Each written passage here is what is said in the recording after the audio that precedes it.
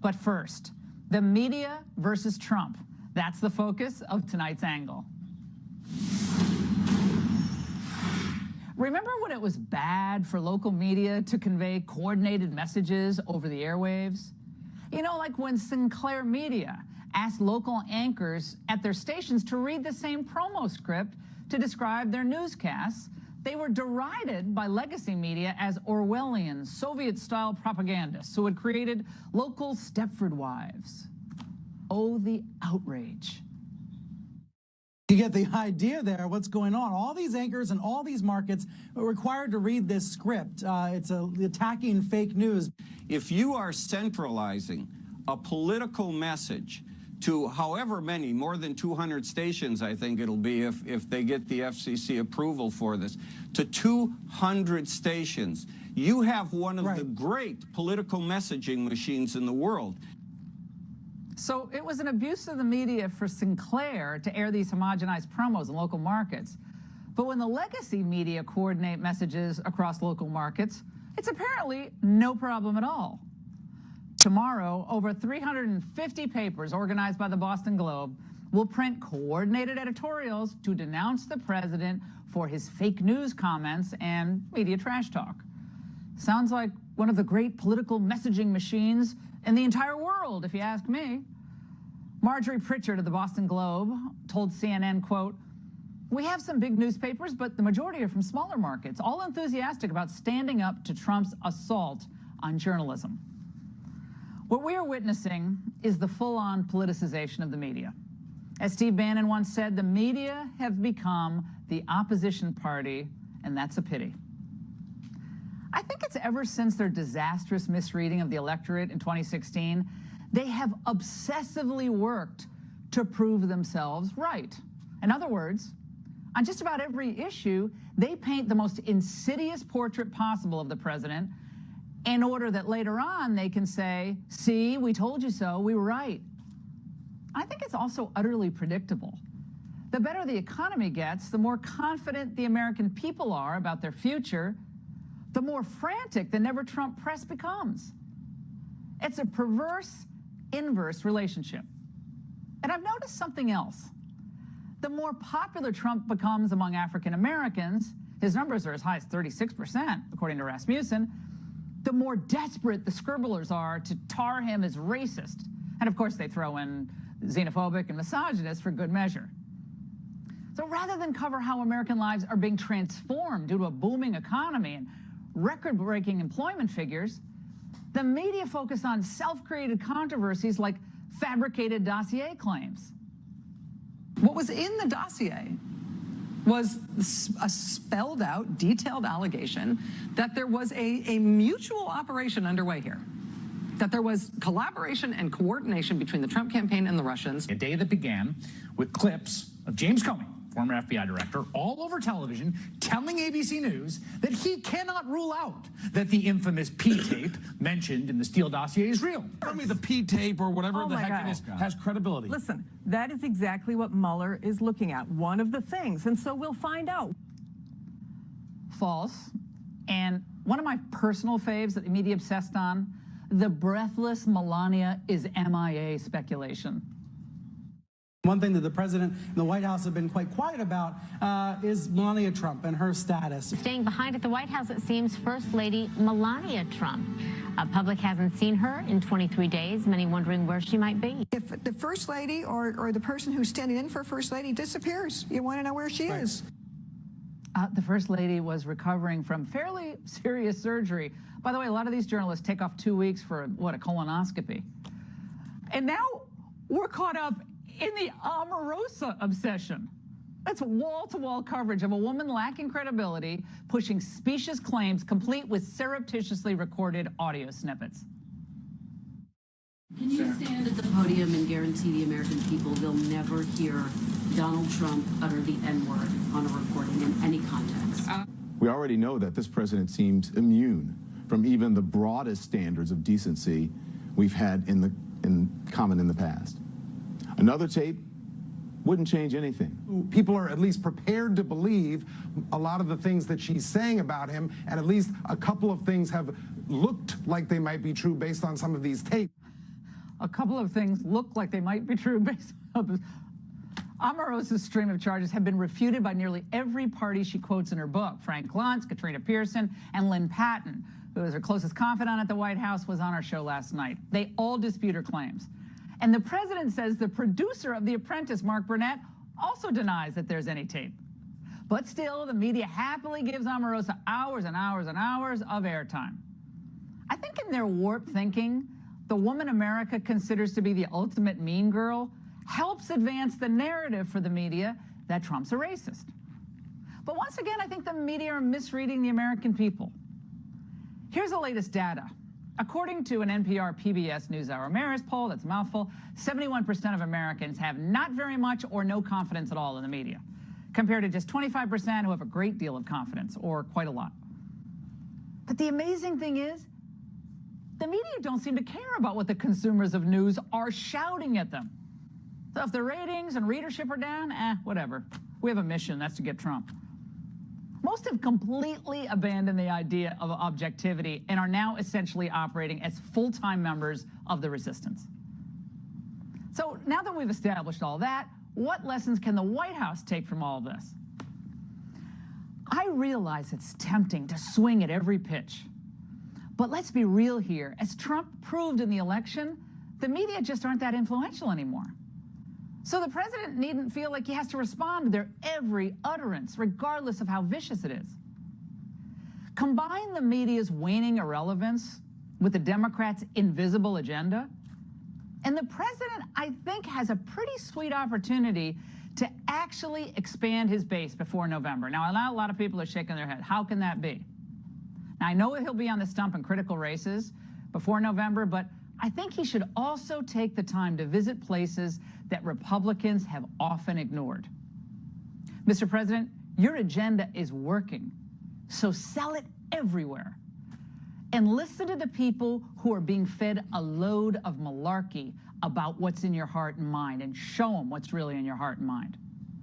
And yes, that means doing events exclusively for African Americans and Latinos, including in distressed communities, places like Chicago, where Democratic leaders have failed abysmally. Show them a better alternative and celebrate the gains you've already won for them and all Americans. Too many Republicans never understand that you often win respect for just showing up. But of course, don't expect the editorial writers to give you any credit for any outreach like that. But in a way, who cares? No one's reading them anyways. And that's the angle. Joining me now for reaction is Dave Bossie, a Fox News contributor who served as deputy manager of Trump's campaign, and Richard Goodstein, a former advisor to Bill and Hillary Clinton. Richard. Well, where do you want to start first? The media or Omarosa? Let me talk about Omarosa for a second. You'd like to think Trump said, I'm going to hire the best people. Those people will be experienced, have great ideas, really work hard, and work for the American people. Instead, what he revealed was the people that he keeps on are people who say good things about him, who he later refers to as dogs and lowlifes. And the problem with that is, what does that say to foreign leaders? People, he doesn't just talk in a vacuum. People actually are kind of watching what he's saying, and it just kind of, and that Michael Cohen, Omarosa, God knows who else, are taping conversations with Trump. What does that say about the kind of relationships that even his closest advisors have towards him and what trust they have in him? That's the problem. It's not what's on the tapes. It's what his reaction to the tapes say about him. What do you think Susan Rice's performance on all those Sunday shows after Benghazi, what did that say to foreign leaders? I'll tell you exactly what it said. She would go out and lie for this administration. I think if... You want to talk about qualified people? Yeah, I will. Spying on Americans and unmasking people. You want to talk about qualified? Susan Rice. She should never have been promoted to the UN after she went out and lied to the American public. She was not qualified, or she was lying. Let me answer your question. Omarosa should never have been hired. She said exactly what the intelligence community said. If she had deviated from it, then you would have had her head for good reason. She was deviating from it. A goofy video causes a Benghazi attack. It's ridiculous. Terrorism, everybody knew it was terrorism. Look, yeah, Obama had his share of bad folks working in his White House. Omarosa's big question for me, the big question about Omarosa is not just what she has on tape that she's released, but what she has that she hasn't released. And I think that I would call for a congressional investigation into how she did this. Did she use her personal phone? Did she use a White House phone? Was it secure, not secure? Were there enemies of this country who had access or could gain access to those recordings? This is a very dangerous precedent to be recording inside the Situation Room in the White House. And Congress's oversight, in my opinion, this is a must-do investigation. She should never have been. It's rare. I agree. Well, of course. I agree with David 100%. No. You're right. She never should have been. Those are presidential records, incidentally. Did she respond to a subpoena that was given to the White House? It's interesting. Those are presidential records, her tapes. We'll see whether they get revealed. Politico reviewed the tapes, and they said the tapes she provided. And it's like, well, while they're kind of juicy, nothing about the president or his family. I mean, so it's like she was out there like, I'm Omarosa, I'm going to tape you. Like, I never trust people who tape conversations secretly or who write memos to the file. Jim Comey, Omarosa, end of story. They're memos to the file. Let's talk about Brennan, because everyone's hot and bothered about Brennan. And Richard, this is what Brennan said today about what Trump could be trying to do with the Russians at the Russians' behest. Let's watch. I am very concerned about the principle here. I'm very concerned about what this might portend in terms of the revocation of other clearances. And this is something that I believe that the press needs to shine a very bright spotlight on, to make sure that this abuse, and that's what I consider it, an abuse of power by Mr. Trump, does not go without a very close review and challenge. Yeah, so he mentioned about the Russians. That was not the bite, but so he's talking about the security clearance there. Right. Trump has the unilateral authority to revoke a security clearance, right? Right, he does. And do I think John Brennan is going to be compromised in whatever he does in his life from this point on by not having a security clearance? No, it doesn't matter. I mean, he worked for presidents of both parties for decades. He was a resource that he's now not going to be able to give to the United States.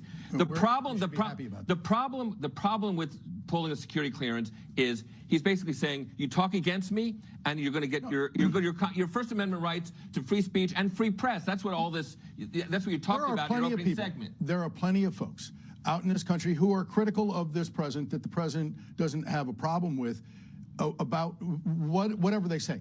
But you can't be the leader of the resistance movement, the group of Americans that hate this country and this president, and still hold a security clearance. Well, you cannot do that today. You can if you know what he knows about what the threats are from abroad. He's scared to death because of this. This guy is a political hack. He's nothing more or less. He's a political hack who should be chairman of the DNC, not a how can you tell the difference between like John Brennan and any host on MSNBC? So Nicole Wallace had him on today, and she asked him like, do you think that Trump could be beholden to a third party other than the American people? And he's like, well, could be the Russians, but I don't know, and I don't know what Mueller. He was like saying, I don't know. And it was it was the most rank speculation from a former CIA chief. It's just wrong. Because actually, it is wrong. I think he knows a lot more than we know. No, he doesn't. No. Listen to what Nicole Wallace tried to get him to say. And he's like, in the end, he's like, well, it could be, but I don't know of anything, but Mueller's looking into it. He had a big nothing, and I'm telling you, it was hilarious. I was watching it with the producers like, what the heck did he just say? It didn't make any sense. But he's like a pundit. That's fine. He can do that. But I think the CIA but you don't suffers need a greatly. Security clearance to be a pundit. Listen, I just think, you know what I think, aside from Brennan, all these security clearances should be temporary. They shouldn't be never-ending security Peter clearances. Strzok still has his security clearance. The president needs to go down. Peter Strzok still has his whole security clearance? Right. That's what I understand. So look, the president needs to go down that long list of folks who are out there across this country leading the resistance movement as enemy. In my opinion, what they have done is damage this country's national security. Yeah, and my answer to that is you've got people like Omarosa filling the federal government. You've got people like John Brennan who have worked for decades in the intelligence for multiple presidents. He voted for a communist. He worked for Bush. He worked for Reagan. Come on. Yeah. During 9/11. Okay, and my point is that he's a resource. If you want to say you're cut loose, that's a price that the country pays. It's not a price that he's paying. Sorry. No, we're grateful for his service, and I'm glad he's gone. I think he should. Everyone should have to reapply for security clearances. Why should it be like a never-ending security clearance? This is a total scam. And I'm glad the president stood up for the process of our national security today and took it. He should go down the whole list. And it's not an enemies list. It's people who you've moved on to something else. That's fine. The problem is it looks like an enemies list. The way he's going about it. Michael Flynn, I think, still has security clearance, right? He has confessed to a felony. When you are the leader of the resistance movement in this country, people in the streets being violent and burning down buildings, this they is love outrageous. Brennan. You got to believe the Antifa people. For now, they don't like Brennan, but for now, he's an enemy of my enemy is my friend. Right. So Antifa in if Brennan he had gone right now. after Strip Flynn, then his skirts are clean. Okay, but he take can't. Flynn's. I don't care. Fine, exactly. But the fact that he can't do that shows that it isn't. That's not that he can't do it. He did one today. All Don't right. say he can't do All it. right, don't tease us. We got to get more. We still have a few more days in the week. Guys, thanks so much. And the intelligence community is generally apolitical, as we said. But Brennan has been one of the president's harshest critics, regularly making appearances, media sounding more like a far-left pundit, of course, than a former spy chief. Joining me now, someone's been very critical of Brennan, Congressman Ron DeSantis, the Republican nominee in Florida's gubernatorial election. Congressman, is this fair to revoke a security clearance? I mean, John Brennan, the list of jobs, Congressman, he's had for the government, and he's just trying to protect the United States, don't you see, from perpetual Russian interference, from the puppet known as our current president. I mean, that's basically what he said today. Oh, of course, he's just this great public servant. Please, first of all, he shouldn't have a security clearance, even if he did do a good job and even if he had been apolitical. But his conduct, I think, has been a joke. I think it's damaged the intelligence community. And his tenure as both the national terrorism chief, but then also at CIA, was very unproductive and disastrous. He did not do a good job identifying ISIS as a rising threat, and of course was somebody helping to facilitate the disastrous deal with Iran. So his performance wasn't good. So I don't think he would be a guy you would even want to get advice from, even if he wasn't such a partisan hack. But the fact that he launches those wild accusations on Twitter, it's just not conduct becoming of somebody who's been in those high positions. Well, I have to say a short while ago, on this was on CNN, Anderson Cooper interviewed Michael Hayden about all of this, and he had this to say about Brennan's effectiveness. It was personal, and it was vindictive, and frankly, I think it was an overall judgment that John was being somewhat effective. The White House just messaged the entire American intelligence community: if you stand up and say things that upset the president or with which he disagrees, he will punish you. I first thought he was in a prison there. They actually sent a camera crew to Dulles Airport. He's like on the way to vacation. That's how important it was for CNN to get him. But he said it's a sign that he was being somewhat effective at what? Undermining the president? What the heck is he effective at? He lied to Dianne Feinstein. The CIA spied on a Senate committee. The computers of a Senate committee. He lied about it. He shouldn't have a security clearance just for that fact. Where's Dianne Feinstein when you need her help? Go ahead. I know. And the thing is, this idea that the intelligence community, you're sending a message to them, it's not the role of the intelligence community, particularly people who are active now, to be launching political attacks. They're supposed to be, many of them are professional, but the idea that you're an activist as an intelligence official, that is not the type of intelligence that we want. We want people who are apolitical, and obviously we've seen in the whole fallout of this Russia thing, when you have people like Brennan, when you have people like Peter Strzok, when you have people like Andrew McCabe who are behaving politically, that really distorts some of the powers, the use of some of the powers that the government has. Congressman, on a separate issue, today Governor Andrew Cuomo from New York made a comment that made me stop in my tracks. And it's part of the Democrats, I think, desire to turn out the vote, get people registered. Oh my gosh, you got to. And they're freaking out, I think, because they see the economy riding so high, and they still have to create a sense of panic. But this is what he said. Let's watch. We're not going to make America great again. It was never that great. We have not reached greatness. We will reach greatness when every American is fully engaged. The president just tweeted out, can you believe that this is the governor of the highest tax state in the United States, Andrew Cuomo, having a total meltdown? He just literally tweeted that. Your reaction to that? He kind of tried to clarify, I guess, apologize. He apologized. The Congressman, your reaction, really quick. Well, it's just absurd. I mean, some of the great things that the United States has done, we've done things that no other country's done. I think the country's a great country. I think we're on the right track now, more so than we were the last 8 years. New York is on the wrong track, and people are fleeing his state because of his bad policies. Congressman, thanks so much. And the FBI investigated Hillary Clinton and President Trump's campaign. But who's going to investigate the FBI? Republican Senator Lindsey Graham has a bold idea. He joins us next with details. Why would you go? The White House isn't alone in its campaign to bring accountability to bad actors within the FBI and the intel community. And now key members of the Senate are ramping up their own efforts to do so. Fox News correspondent Kristen Fisher is here on that, but she begins with more detail on the Brennan affair today. Kristen. Hey, Laura, well, President Trump has been threatening to do this for weeks, but I think few thought that he would actually do it. Even House Speaker Paul Ryan had initially dismissed this as him trolling people. But today he did it. President Trump revoked the security clearance of former CIA Director John Brennan. Now, Democrats, they have been using words like Nixonian, illegal, a gross abuse of power. But the White House press secretary says the president is well within his constitutional authority to do it. Mr. Brennan has recently leveraged his status as a former high-ranking official with access to highly sensitive information to make a series of unfounded and outrageous allegations, wild outbursts on the internet and television about this administration.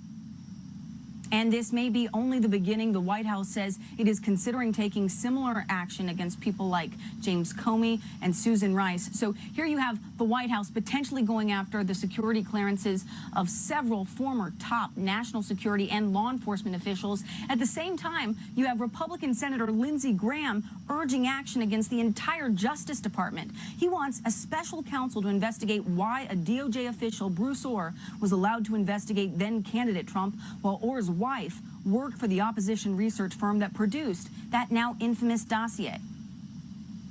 These investigations against Trump were corrupt to the core. They gave Clinton a pass. Bruce Ohr was at least unethical. We need a special counsel to look at all things Department of Justice and FBI when it came to the Trump investigation, particularly the counterintelligence investigation. And I should mention that Bruce Ohr was one of the people that the White House press secretary said was on the list of people that they're considering to potentially revoke a security clearance. Laura? Kristen, thanks so much. And lo and behold, here, you see him on the tape, and you see him here, Lindsey Graham. But I agree with every word he I'm like, I don't know about that guy on the tape, but we got him here. Go. So tell us about Brennan. I mean, you on board with this idea. I think you were one of the people who also thought it was a pretty good idea. Well, here's what I think. You can be the former CIA director and a critic of the president. You just can't lead the resistance movement at the same time. If you look at CIA policy about how a former director should act, he is well over the line.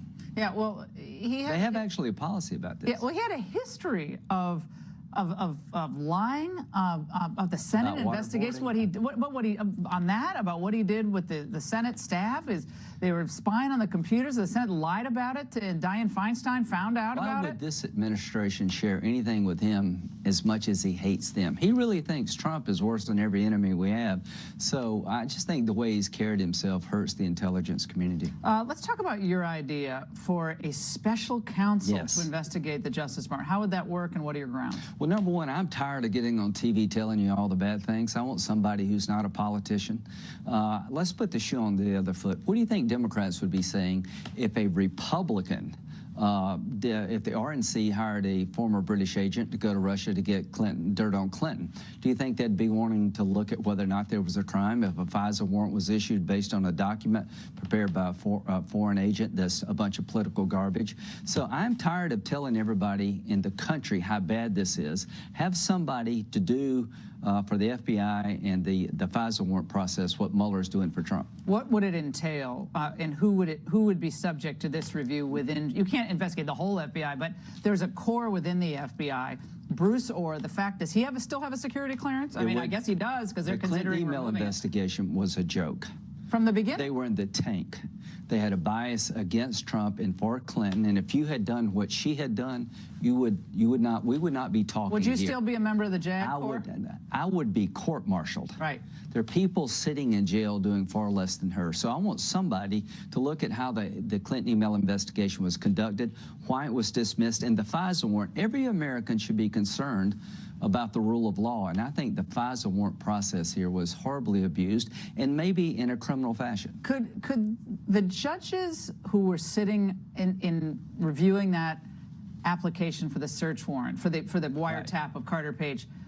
Is there any process within the FISA courts to review that again? I mean, if I were the judge and they didn't tell me that the opposition candidate, not just an opposition, but the candidate paid for that dossier, which was a critical part, if not the most critical part. So there's a footnote in there that's a reference that this guy may have political motives. They never told the court the truth, that he was on the payroll of the DNC. But what about that judge? What about the judges who... I would be really upset. But couldn't... I guess there's no way to go back and unwiretap somebody, but... There should be like sanctions. I mean, there should be an ability to issue sanctions against the Justice Department officials who signed off on this. Somebody has to watch those who watch us. And Mr. Horowitz is a good guy, but he doesn't have the power of a prosecutor.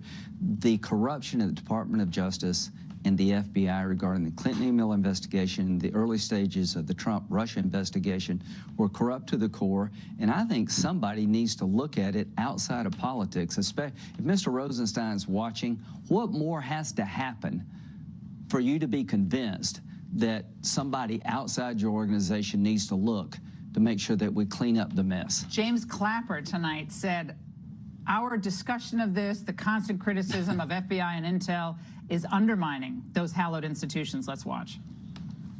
But I spent a good part of my life, 50 plus years, 34 of it in the military, defending this country and its values and standards and institutions, which I feel, as do the others involved here, are under serious assault. And this is going to get worse before it gets better, I predict.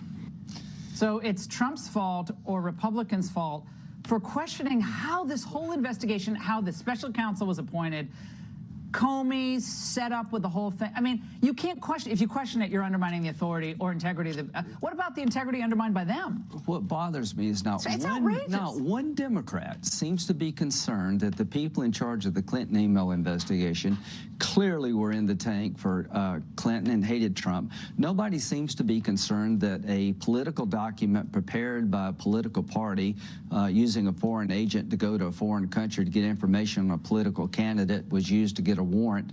Nobody seems to be concerned about it. I've been in the military 33 years. I love the FBI. I'm very concerned about what I've seen. Senator, birth tourism in the United States, birthright citizenship. The president hasn't talked all that much about that. He did on the campaign. Yeah, you should. It's become a huge problem in this country. Ads in Russia, in China. We'll get you a U.S. passport. Come here, have a baby. We'll put you up. We'll find you a doctor. We'll get your passport made for your baby. Bingo. It's done. How does this get turned around? Well, I think you need to change the laws. I mean, if you go to France and have a child, you're not a French citizen, but people abuse our laws. They actually get tourist visas close to the delivery date. They come to a resort with a maternity ward just to have the child in America. Well, we want to have you. Citizen. We want to have you back to get into that further because I think it is a massive, massive scandal. Thank you so much, Senator Graham. And the PC mob is tearing apart a new TV show's title, while the Catholic Church under fire after a damning, horrific report on abuse in Pennsylvania. That in our Seen and Unseen segment with Raymond Arroyo next.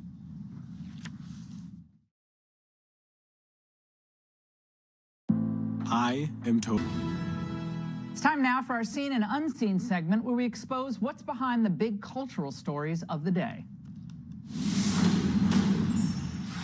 First, a new show on Bravo has the PC crowd so worked up they're about to smash their screens in rage, I'll tell you. For more, we're joined by Fox News contributor, New York Times bestselling author of the Will Wilder series, Raymond Arroyo.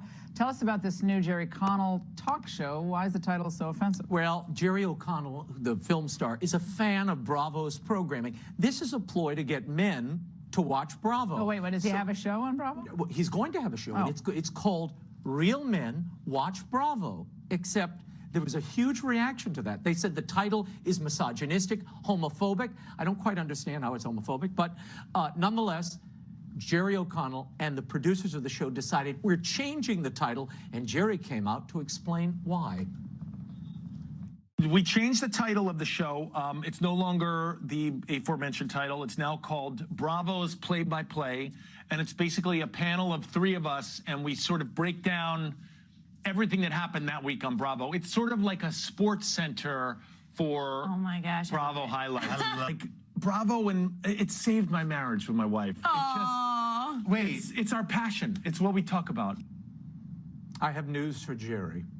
Men, real or otherwise, are not going to watch the Shaws of Sunset or the Beverly Hills Housewives.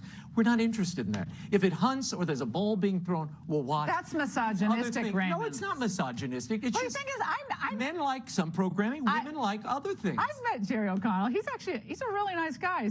But you can't take women's programming. It's like trying to get men to watch Hallmark. What's Lifetime? On Lifetime TV, on Lifetime TV, there's always a woman pushing a man down the stairs, or vice versa. Someone's always getting pushed down the stairs. And men aren't watching that either. No, they don't like to watch it. Real men don't watch Bravo. I've got to get to this other thing. All right. You'll remember earlier this summer, we talked about Chris Hardwick. He's the host of AMC's Talking Dead. Now, he was removed from that show and his other talk show pulled from the schedule because of abuse allegations made against him by a former girlfriend. AMC did a thorough review. This week, they returned him from the metaphorical dead to host Talking Dead, and it was an emotional return. Watch this.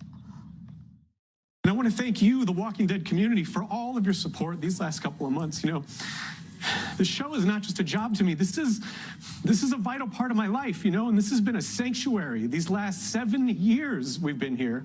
This has been with me through good times and bad times, and I have so much gratitude to you, the fans. And I've said the following words a million times, countless times, and yet I have never been more thankful than I am in this very moment to say to you that I am Chris Hardwick, and this is Talking Dead. What you are seeing here is a man who saw his career flash before his eyes. This was handled in the right way. They did dismiss him from the show. They pulled the show from the schedule. But after a quick investigation, they returned him back. Not everybody who's accused. The allegations were not true. Not everybody who's accused is guilty. That's the problem with some of these 20-year-old allegations. Some of them are. Well, and the Me Too them rush to judgment I worry about because you have guys like this who are innocent. I confess I've never heard of him in my life. I don't even recognize him. I have no idea who he is. Now you have. By the way, from false allegation of abuse to some all too real ones. Raymond, you've covered the Vatican for decades now. Tell us about this grand jury report in Pennsylvania. This is devastating for the Catholic Church. You and I are both Catholics, truth be told. Well, we'll put up this graphic. I mean, we're talking about 300 what the grand jury calls predator priests exposed in this report. Over 1,000 child victims. Now, these cases span 70 years, remember, from 1947 to the present. So how is it all coming out now? Well, it's coming out now because the grand jury was charged with looking at all the denominations in Pennsylvania and doing a report and an investigation of it. They decided to focus only on the Catholic Church, which I don't quite understand, because when you look across denominations, there's kind of an equal amount public of schools. abuse. Public schools Public have a lot of schools, abuse. the Protestant church, others. Locker rooms. But let's put that aside for a minute. This shows heinous disregard for victims, a callousness toward what these people were going through. They covered up these offenses. They hid them. They reassigned, putting more kids in danger. This is unconscionable. Cardinal Wuerl is mentioned in this. He was the Bishop of Pittsburgh. He was interviewed this past week about his predecessor, Cardinal McCarrick. And they asked him, is this a crisis in the church? Let's listen to what he said. I don't think this is some massive crisis. It was a terrible disappointment. And for all of us, for you, for me, he was a friend to us. So we're saying now, well, what do we do in the future to see there's a mechanism so if somebody wants to say something about a bishop, they have a place to go? Let me ask another question. I think something that's emerging from all of this is the care of bishops for bishops. And I think that's something that has to be addressed, is how bishops can care for their brother bishops, cardinals for their brother cardinals. That's Father Tom Rosica. He is a Vatican consultant on communications, worrying about bishops to bishops. What about the victims? Here's what needs to happen, Laura. We need an independent, lay-run forensic audit, a financial audit of every diocese in the United States and maybe the world. And then you need a lay panel empowered by the Vatican of prosecutors, independent prosecutors, with canonical officials, cardinals, to investigate every diocese. They should make canonical referrals as well as criminal referrals. The only way to clean house. Every last bishop and cardinal who knew about this and transferred people. Or were part of it. I don't understand why this Cardinal Mahoney is still rolling around the West Coast. I mean, there's a lot of people out there who, I'm telling you something. There are a lot of questions that need to be asked, and Catholics are looking for blood. And they cause this Wuerl saying, oh, this is not a... What? No, What are you talking? We're going to tell her we got to explain this to our children, and this got to get cleaned up. I am livid about this. This is as bad as I've seen it in 20 years, and Catholics want answers. Yeah, Raymond, thank you. And one of America's most celebrated black athletes is now comparing the national anthem, get this, to songs of slavery? Details after this. Hi, Mommy. Are you coming to Mother's Day? I can't be there. I'm really sorry. We are engaged. When the opportunity strikes, the left and their celebrity brethren are happy to tarnish American symbols and American history in any way they can. Case in point, NBA champion star Kareem Abdul-Jabbar, who's now comparing the U.S. national anthem to songs of slavery. In a new column for The Hollywood Reporter, he writes, quote, "To the slave owners, singing slaves would drown out their own cruelty and oppression, clothe them in a coerced choir of decency. But it wasn't enough that the slaves had to sing. They had to sing their oppressors' feel-good songs. Currently, the song being demanded is the national anthem during football games." Joining me now with reaction, Project 21 co-chair Horace Cooper, along with criminal defense attorney Anthony Tall. Great to see both of you. Let's start with you, Anthony. Help me with the connection here. I'm having trouble making the connection from the national anthem to the songs of slavery. Well, what he's saying is that generally African Americans during slavery had to sing songs, you know, to kind of show that they're happy during their, although they were oppressed and they were doing horrible labor jobs and forced labor, they were doing forced labor. So what he's saying is he's comparing the national anthem with, I get that. you know, no, with Anthony, I statements get what he's doing. You're just restating what he says. My point is, NFL players are playing my favorite game. I love football. And they're getting paid fairly well, some cases millions of dollars, and they love the game. So they're not being oppressed. And I know there's social justice cause. I get that. But slavery and football, it just, I mean, even if you love the celebrities and you like the I get that. But sometimes the left goes overboard, and the right does it too. But you lose people by going there, and I think it's sad because Kareem Abdul-Jabbar, an incredible athlete, an incredible person, but I just think you lose people with making those jumps. But go ahead. But I don't think he's going too far. I don't think he's going too far. I think all he's saying is that he's just comparing, you know, you have a league where you have like 99% white owners, and then you have the president demanding that they stand up, regardless of how much money you make. If you feel as if you're being forced to do something that is reminding you of an oppressive past. You don't have to play. Horace, get in on this. You don't have to play football. No one's making them play football. Leave the game if you don't like what your owners and your coaches are asking you. The coaches make them run suicides every day. They don't want to do that half the time either. No one, I mean, I used to be in college sports. I didn't want to run suicides. They don't mind doing that. Well, you know, you have to do, I mean, there are rules. They sign a contract. Horace, go ahead. Okay. The 1%ers sitting out there on the field want us to believe that their experience is the same as people who were held captive, kidnapped, brought to work, and forced and not allowed to have any freedom, that's the same. That when we honor our country with the national anthem, it's the same as when 1%ers who are paid by the 0.0001% ask them not to offend the audience, that's somehow in any way akin to slavery. What you do is you lose people. You make sure that the public doesn't watch football and that people don't join this particular crusade. Horace, what are you talking about? Did you just hear LeBron James the other day say it doesn't matter how much money you have or who you are? When you're black in America, there's a feeling of being reminded that you're black. There's a feeling of being reminded of your history. Ridiculous. So don't give me that. Don't give me this about this 1%. Ridiculous. Don't give me this about this 1%. Horace, because they are the 1%. You're not listening to me. Because they are the 1%. It doesn't matter if they're the 1%. If they can't walk down the street and feel dignified, matters. it doesn't matter how much Absolutely. money you have. Okay, there guys. are Americans. No, that there matters. are Americans, Not black, at all. Hold white, on, guys, and one at a time. brown, who suffer and who are deprived and who do without. And those people aren't getting any of the attention. It's not Well, guys, hold on. Let me get you guys. Hold on. No one can hear either of you, so you're both making interesting points, but no one can hear either of you. I have to ask one question though. The piece, which is well written as a column, I might not agree with it, but it's very, very well crafted. Kareem Abdul-Jabbar mentions Frederick Douglass, of course, who's one of my absolute favorite historical figures, and he mentions him. But then Frederick Douglass is the same person who frequently played the Star-Spangled Banner on his violin for his family. So, you know, he frequently played it on his violin for his grandchildren in the years after the war. He said in an 1871 speech at Arlington Cemetery, if the Star-Spangled Banner floats only over free American citizens in every quarter of the land, and our country has before it a long and glorious career of justice, liberty, and civilization, we are indebted to the unselfish devotion of the noble army.